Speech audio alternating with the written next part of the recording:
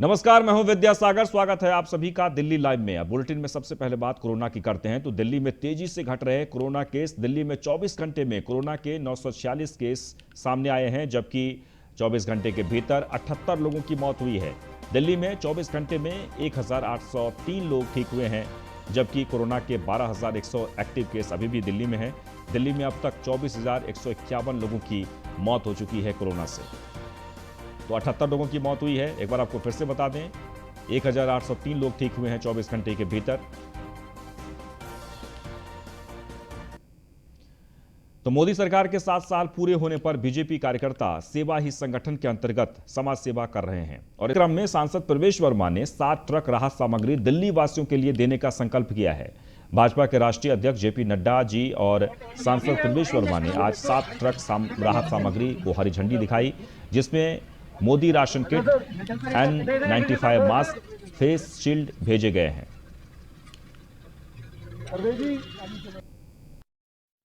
मोदी सरकार के 7 साल होने पर आज राष्ट्रीय अध्यक्ष जेपी प्रकाश नड्डा ने आज अपने निवास स्थान से 7 ट्रक को आज लोगों में खाद्य पदार्थ को सामग्री का वितरण किया। आज हमारे साथ पश्चिमी दिल्ली के सांसद प्रवेश वर्मा जी मौजूद है। हम इनसे बात करेंगे किस तरीके से जो खाद्य सामग्री है उन्होंने दी।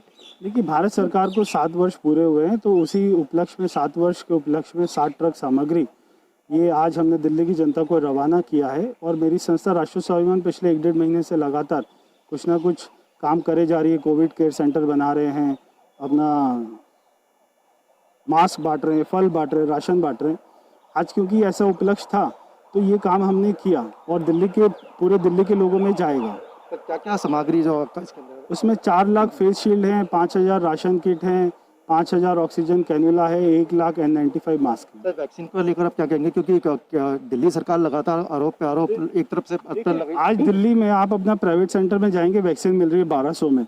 जहाँ पर केजरीवाल को फ्री में देनी है वहाँ पर वैक्सीन नहीं मिल रही। तो ये क्या घपला है? ये केजरीवाल इस बात का जवाब दें।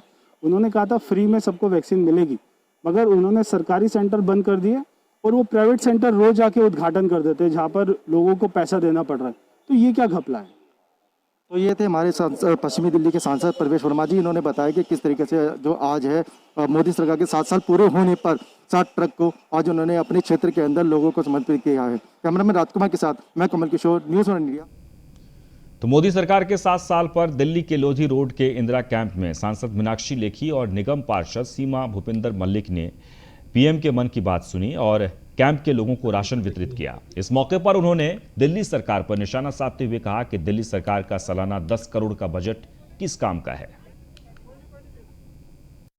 लोधी रोड के इंदिरा कैंप पहुंची है लोकसभा सांसद मीनाक्षी लेखी जी। हम इनसे बात करेंगे किस तरीके से आज यहाँ पर पहुंचे, जो आज पीएम मन की बात में यहाँ पर पहुंची थी। वो कार्यक्रम के बाद उन्होंने लोगों को राशन भी बांटा है। हमारे साथ लोकसभा सांसद मीनाक्षी लेखी जी। मैम, सबसे पहले स्वागत है आपका। धन्यवाद। मैम, आज का जो कार्यक्रम था मन की बात को लेकर आपने लोगों में राशन बांटे, इसको लेकर सेवा ही संगठन है का प्रकल्प चल रहा है और सेवा ही संगठन केवल नारा नहीं है, बल्कि हम लोगों का एक प्रतिज्ञा समझिए वो है कि जब तक है तब तक सेवा ही समाज की करनी है, जिससे जितना बन पाए, थोड़ा कम ज़्यादा जैसे भी।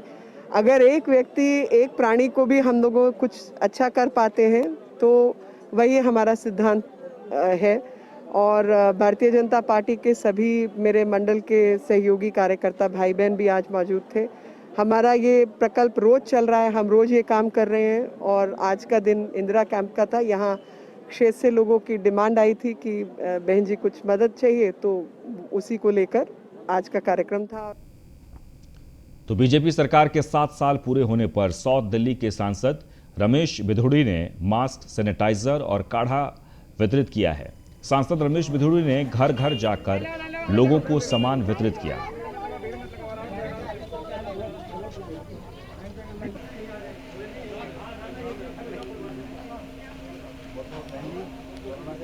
तस्वीरों में आप देख सकते हैं बीजेपी सरकार के 7 साल पूरे होने पर जगह जगह पर राशन वितरित किए गए हैं और ये सांसद रमेश बिधूड़ी हैं जिन्होंने मास्क, सैनिटाइजर और काढ़ा वितरित किया है लोगों के घर घर जाकर और लोगों को कोरोना से सुरक्षित रहने की अपील भी की। आज बीजेपी सरकार के 7 साल पूरे हुए हैं। केंद्र सरकार के, और ऐसे में पूरे देश भर में बीजेपी कार्यकर्ताओं की तरफ से जगह जगह पर सेवा ही संगठन है के नाम से कार्यक्रम चलाया गया है और अधिक से अधिक लोगों के बीच राशन, मास्क, सैनिटाइज़र वितरित किए गए हैं, खासकर उन लोगों को जो ज़रूरतमंद हैं।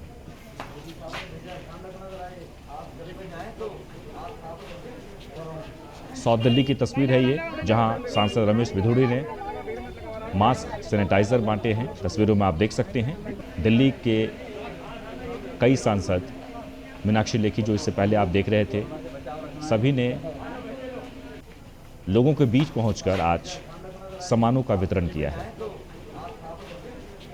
और ये मौका है केंद्र सरकार के 7 साल पूरे होने का, और इस उपलक्ष्य में उत्तर प्रदेश, दिल्ली, बिहार, सभी जगहों से, अलग अलग जगहों से जो तस्वीरें सामने आ रही है उसमें ये कि बीजेपी के सांसद, कार्यकर्ता, पदाधिकारी, सभी लोगों ने आज सेवा ही संगठन नाम से कार्यक्रम के तहत लोगों के बीच पहुंचकर सामानों का वितरण किया है।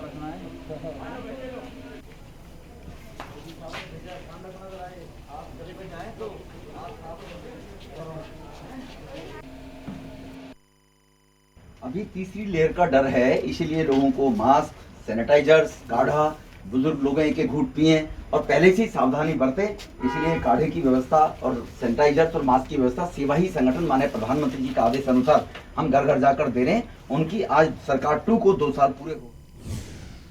आगे बढ़ते हैं। दिल्ली के कस्तूरबा नगर से आप पार्टी के विधायक ने मोदी सरकार पर जमकर निशाना साधा है। उन्होंने कहा कि जिस समय दिल्ली को फरवरी मार्च में वैक्सीन की जरूरत थी, उस समय बीजेपी पश्चिम बंगाल में अपनी रैलियां कर रही थी और कोरोना के बारे में इन्होंने नहीं सोचा और वैक्सीन विदेशों में भेज दी। आप पार्टी के विधायक हमारे साथ मदनलाल जी मौजूद है। हम बात करेंगे किस तरीके से जिस तरीके से जो आरोप लगे जा रहे हैं उसके बारे में बात करेंगे। सर देखिए, आज पूरे देश को पता है कि सारे देश में कोरोना का हाहाकार मचा हुआ है और सारा देश ही, पूरा विश्व ही इससे महामारी से आज के दिन जूझ रहा है। खासकर दिल्ली अगर आप देखें तो दिल्ली चूंकि मेट्रोपॉलिटन सिटी है और बहुत ज़्यादा लोग यहाँ रहते हैं, लगभग 2 करोड़ के करीब, तो सब लोगों को वैक्सीनेशन की ज़रूरत है। दिल्ली में महामारी खूब तेज़ी से फैली है, पर आज के दिन जब वैक्सीनेशन की सबसे ज़्यादा ज़रूरत है उस समय ये वैक्सीन नहीं मिल रही है। अगर हम पीछे के दृश्यों पे जाएं तो मोदी सरकार या मोदी जी के कैबिनेट के सभी मंत्री जो ये कोरोना काल में वैक्सीनेशन का बंदोबस्त कर सकते थे, जब सबसे ज़्यादा ज़रूरत थी फरवरी और मार्च के महीने में, उस समय ये बंगाल में इलेक्शन लड़ रहे थे। 2 दिन पहले केजरीवाल जी ने एक प्रेस कॉन्फ्रेंस करी थी जहां दिल्ली को अनलॉक की बात करी गई थी, लेकिन सोशल मीडिया में इस तरीके की बात बहुत ज़्यादा उठ रही थी कि दिल्ली सरकार है जो बाज़ारों को, दिल्ली के जो बाज़ार है उसको बंद कर रही है और जो कंस्ट्रक्शन का काम उसको खोल रही है। कहाँ तक ये सच? देखिए, आज के दिन सबसे ज़्यादा ज़रूरी है कि जो हमारा जो लेबर तबका है, जो रोज़ के कमा के खाने वाले लोग हैं, जिनकी रोजी रोटी की समस्या सबसे ज़्यादा है, उन लोगों को सबसे ज़्यादा पहले सहूलियत दी जाए। अगर सारा ही अनलॉक कर दिया सारा एक बार, तो ये बीमारी दोबारा भयावह रूप ले सकती है। पर अगर बिजनेसमैन कुछ दिन और इंतजार कर लें तो ये देश दिल्ली और लोगों के हित में होगा। इसलिए केजरीवाल जी सरकार ये फैसला ले रही है, जो बिल्कुल सही है।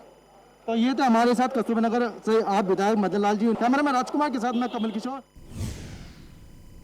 वहीं यमुना पार में जीटी रोड की खराब हालत का अंदाजा इसी बात से लगाया जा सकता है कि रोड पर मौजूद गड्ढों से नाराज स्थानीय विधायक ने निगम पार्षदों और अपने कार्यकर्ताओं के साथ मिलकर कार सेवा शुरू करते हुए रोड को मरम्मत कराने का काम शुरू कर दिया है। विधायक की इस मुहिम का समर्थन करने के लिए सांसद मनोज तिवारी भी पहुंचे और उन्होंने दिल्ली सरकार को आड़े हाथों लेते हुए सप्ताह भर में इस रोड का निर्माण करने के लिए चेतावनी दी है। उन्होंने कहा कि अगर इस रोड का निर्माण नहीं हुआ तो बड़ा आंदोलन किया जाएगा।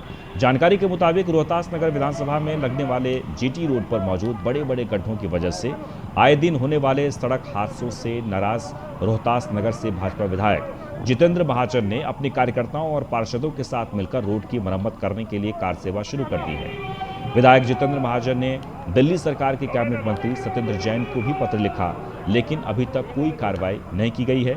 विधायक जितेंद्र महाजन ने बताया कि बार बार कहने के बावजूद भी जब किसी ने इस तरफ ध्यान नहीं दिया तो उन्होंने इसे लेकर जन जागरण अभियान शुरू किया है।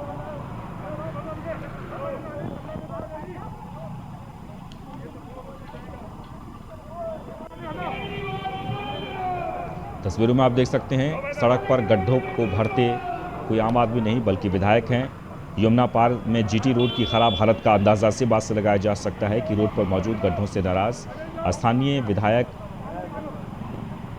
और निगम पार्षदों ने अपने कार्यकर्ताओं के साथ मिलकर रोड को मरम्मत करने का काम शुरू कर दिया है। तस्वीरों में आप देख सकते हैं और वहां सांसद मनोज तिवारी भी पहुंचे और दिल्ली सरकार को आड़े हाथों लेते हुए उन्होंने कहा कि अगर एक सप्ताह के भीतर इस सड़क को ठीक नहीं किया गया तो बड़ा आंदोलन किया जाएगा। तस्वीरों में आप देख सकते हैं जो स्थानीय विधायक हैं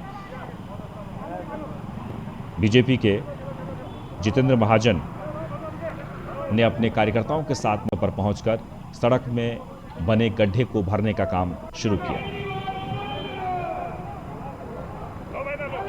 और कहा यह जा रहा है कि इस गड्ढे के कारण कई बार हादसे भी हो चुके हैं, लोगों को काफ़ी तकलीफें होती है, लेकिन इसके बावजूद प्रदेश सरकार की तरफ से कोई भी कार्य इस पर नहीं किया गया। विधायक का कहना है कि हमने मंत्री को भी कई बार चिट्ठी लिखी लेकिन उस चिट्ठी का कोई जवाब नहीं मिला, न तो इस मामले में कोई कार्रवाई की गई और आखिरकार सभी ने हार थक कर विधायक, नगर पार्षद, बीजेपी के कार्यकर्ता, सांसद मनोज तिवारी सभी लोग मौके पर पहुंचे और सड़क में उत्पन्न हुए गड्ढे को भरने का काम शुरू किया। तस्वीरों में आप देख सकते हैं मिट्टीकरण का काम शुरू किया गया और दिल्ली सरकार को आगाह किया गया है कि वो जल्द से जल्द इस रोड का मरम्मत करवाएं। जीटी रोड पर जगह जगह गड्ढे हैं। बार बार अधिकारियों को संज्ञान में लाने के बावजूद, विधानसभा में सवाल उठाने के बावजूद इन गड्ढों की ओर दिल्ली सरकार के पीडब्ल्यूडी डिपार्टमेंट ने कोई ध्यान नहीं दिया। इसको लेकर माननीय पीडब्ल्यूडी मंत्री सत्येंद्र जैन जी को मैंने पत्र लिखा, उनको मेल किया, पीडब्ल्यूडी के चीफ सेक्रेटरी को, हमने पीडब्ल्यूडी सेक्रेटरी को लिखा, मगर किसी के कानों पर भी चूक नहीं रही। लगातार कई वर्षों से लोग यहाँ पर गड्ढों में गिरते हैं और गिरने के बाद चोटिल हो जाते हैं, मगर पीडब्ल्यूडी डिपार्टमेंट के कानों पर कोई। आपकी आंखों के सामने है, जितेंद्र का संघर्ष खाली नहीं जाएगा। इसको एक हफ्ते के अंदर पीडब्ल्यूडी को इसमें संज्ञान लेना ही पड़ेगा मुख्यमंत्री अरविंद केजरीवाल। सर ये सही हर बार सही ठीक कराया जाता है रोड, ये उसके बाद ये हर 3 महीने 2 महीने में खराब हो जाता है, कहीं ना कहीं मानते कहीं ना लापरवाही होती है इसमें। नहीं, बड़ी लापरवाही है, उसको जड़ से कैसे ठीक कर सकते हैं इसका उपाय करना पड़ेगा। नहीं करेंगे तो इसको हम लोग इस आंदोलन को बहुत आगे। तो जहां एक और कोरोना काल में दिल्ली पुलिस का मानवीय चेहरा सामने आ रहा था, वहीं राजधानी के फतेहपुर बेरी से पुलिस का क्रूर चेहरा सामने आया है। दरअसल झगड़े पर कॉल करने पर पुलिस ने एक युवक की इतनी पिटाई की कि युवक की रीढ़ की हड्डी टूट गई। दरअसल एक युवक का आरोप है कि उसने मोहल्ले में हो रहे झगड़े की सूचना पुलिस को दी थी। पहले तो पुलिस समय से पहुंची नहीं और जब पहुंची तो बयान लेने के बहाने उसी को थाने ले गई। इसके बाद थाने में उसकी बेरहमी से पिटाई कर दी गई, जिससे पीड़ित युवक वसीम खान की रीढ़ की हड्डी में फ्रैक्चर हो गया है। इस संबंध में पीड़ित ने SI Satyendra Gulia, head constable Praveen और जितेंद्र के खिलाफ ऑनलाइन शिकायत भी दर्ज कराई है। वसीम का आरोप है कि SI Satyendra Gulia, head constable Praveen और जितेंद्र ने उसे एक कमरे में बंद कर दिया और फिर वहां लात, घूंसों और लाठी से उसे बेरहमी से पीटना शुरू कर दिया। युवक का कहना है कि आरोपी पुलिसकर्मियों के खिलाफ शिकायत देने के बाद भी अब तक कोई कार्रवाई नहीं हुई है। पुलिसकर्मी घर आकर शिकायत वापस लेने का दबाव बना रहे हैं।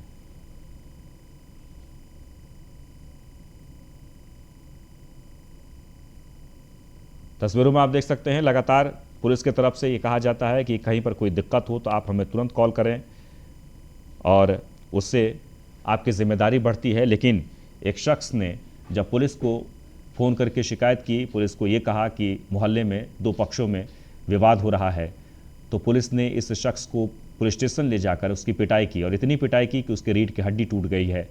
फिलहाल इस घटना के बाद से जो युवक है वो काफ़ी सहमा हुआ है। उसने ऑनलाइन शिकायत की है पुलिस के खिलाफ, यानी कि जिन लोगों ने इसकी पिटाई की। फिलहाल इस मामले में क्या कार्रवाई होती है ये तो नहीं पता, लेकिन युवक का ये कहना है कि शिकायत को वापस लेने के लिए हम पर लगातार दबाव बनाया जा रहा है। घर पर पुलिस आकर हमें धमकाया जाता है।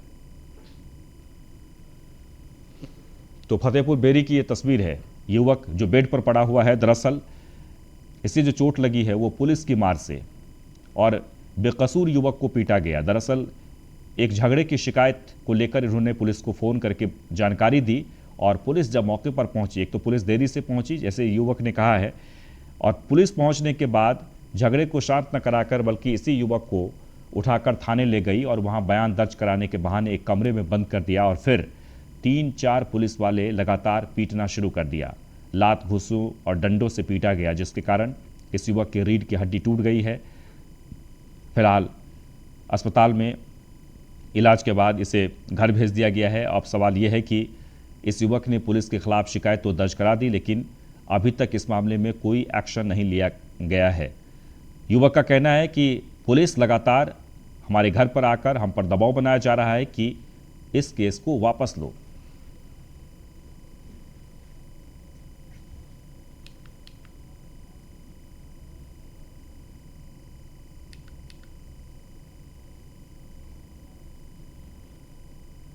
ये 17 तारीख का वाकया है। पड़ोस के 2 लड़के दारू पी के झगड़ा कर रहे थे, तो उन्हीं की एवेज में किसी पड़ोसी ने कॉल किया कि भाई यहाँ पे झगड़ा हो रहा है, तो तुरंत पीसीआर आई। तो पीसीआर के बाद ये लड़का भी वहाँ पे किसी तरीके से पहुँच गया 10 बजे करीब। तो इसने भी कॉल किया कि पीसीआर को कि यहाँ फायरिंग हो रही है, और इसलिए पुलिस हमें जाँच के लिए लेके गई। मुझे भी लेके गई और मेरे 2 पड़ोसी और थे उनको लेके गई, इस लड़के को लेके गई, और जो लड़के दारू पी के झगड़ा कर रहे थे उनको भी लेके गई। हम 6 लोगों को लेके गई। वहाँ पर सीसीटीवी कैमरे लगे हुए हैं, जो वहाँ से फुटेज भी आप ले सकते हैं, और थाने के अंदर भी सीसीटीवी कैमरे लगे हुए हैं, वहाँ से फुटेज आप ले सकते हैं। तो थाने के अंदर एक कमरे के अंदर हमें लेके गए 5-7 पुलिस वाले थे, जिनमें सतेंद्र नाम का एक आदमी, सतेंद्र गुलिया, और जितेंद्र, एक परवीन नाम का, जो हमें तीनों के नाम याद थे, बाकी के हम नाम जो है देख नहीं पाए, पढ़ नहीं पाए। उन्होंने आपके सामने ही मारपीट रहे? बिल्कुल मेरे सामने ही मारा पीटा, इनको बेदर्दी और बेरहमी से मारा पीटा। 17 तारीख की रात को मेरे घर के बाहर गली में अंकल की झगड़ा हो रहा था, तो मैंने कुछ लोगों ने और मैंने 100 नंबर पे कॉल कर दी, जिसके बाद पुलिस वाले आ गए सर और सबको हटा दिया। सब अपने अपने घर चले गए। उसके कुछ देर बाद 11:30 बजे के करीब पुलिस वालों ने बोला कि आपका बयान लेना होगा, थाने चलिए। और मैं उनके साथ थाने चला गया। वहाँ जाकर उन्होंने मेरी बहुत पिटाई करी। सतेंद्र गुलिया और हेड कांस्टेबल जितेंद्र और परवीन लात घूंसों से, पैरों से, सर डंडों से बहुत मारा मुझे, जिसकी वजह से मेरी कमर की स्पाइन में चोट आ गई और फ्रैक्चर आ गया। आगे बढ़ते हैं। कोरोना काल में दिल्ली के रेड लाइट एरिया में रहने वाली महिलाएं को रोजी रोटी का संकट सताने लगा है। सेक्स वर्करों ने दिल्ली पुलिस से गुहार लगाई है कि हमारे घरों में राशन नहीं है तो किसी के पास रसोई गैस नहीं है। कमला मार्केट की महिला सब इंस्पेक्टर किरण ने इन सेक्स वर्कर के परिवारों के लिए सेवा भारती संस्था से मदद की अपील की है, जिसके बाद सेवा भारती संस्था और दिल्ली पुलिस की तरफ से दिल्ली के रेड लाइट एरिया की इन महिलाओं को राशन के साथ सरसों का तेल और रसोई गैस तक उपलब्ध कराई गई है। और जिन सेक्स वर्कर परिवार के पास छोटे सिलेंडर थे उनके लिए भी व्यवस्था कराई गई है।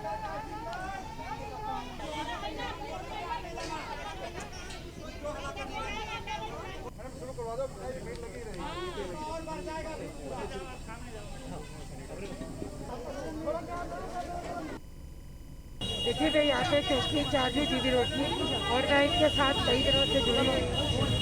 सबसे पहले तो मैं आपको ये बताना चाहती हूँ कि जो समस्याएं होती हैं हम अपने सीनियर ऑफिसर को बताते हैं।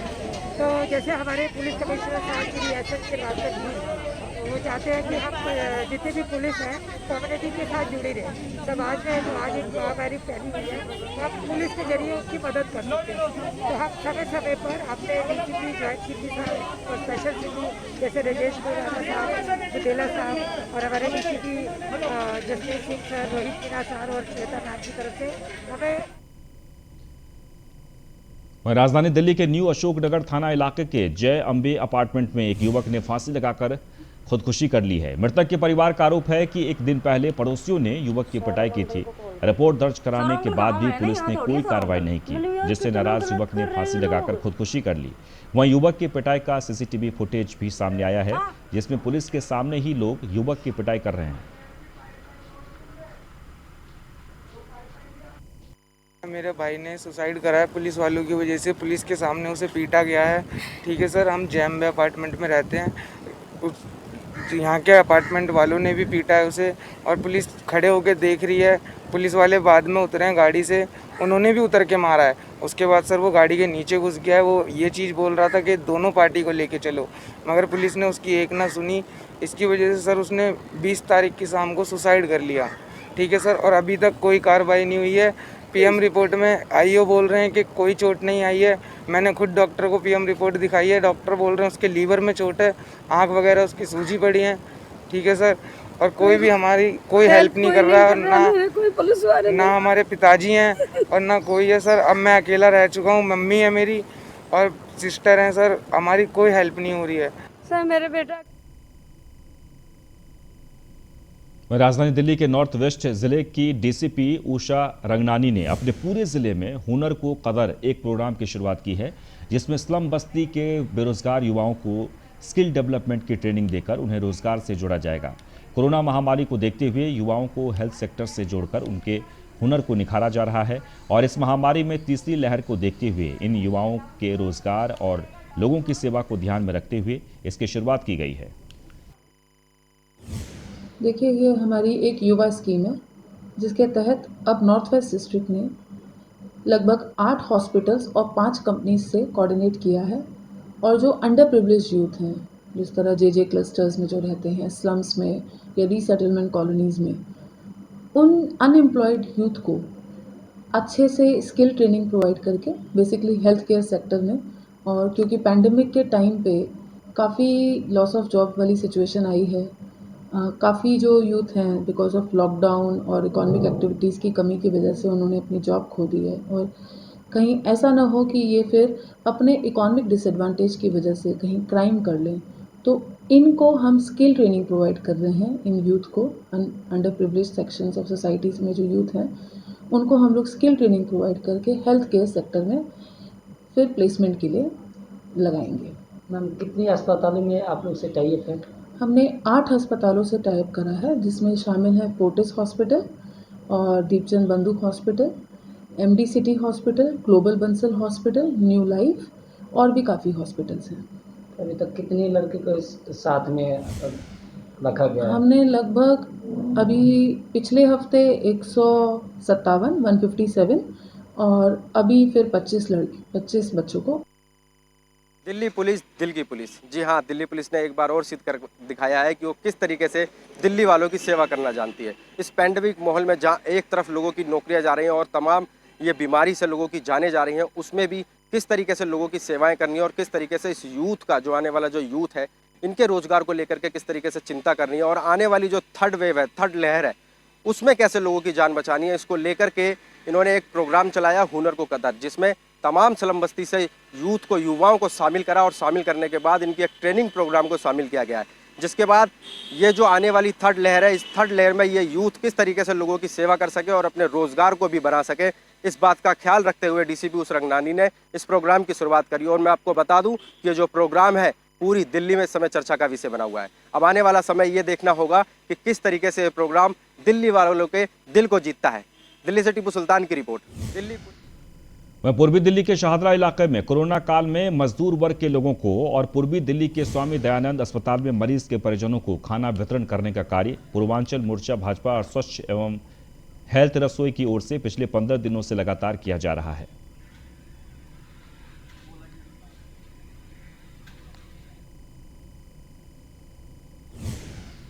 और इसके साथ ही दिल्ली लाइव में बस इतना ही, लेकिन आप बने रहें न्यूज़ 1 इंडिया के साथ। नमस्कार।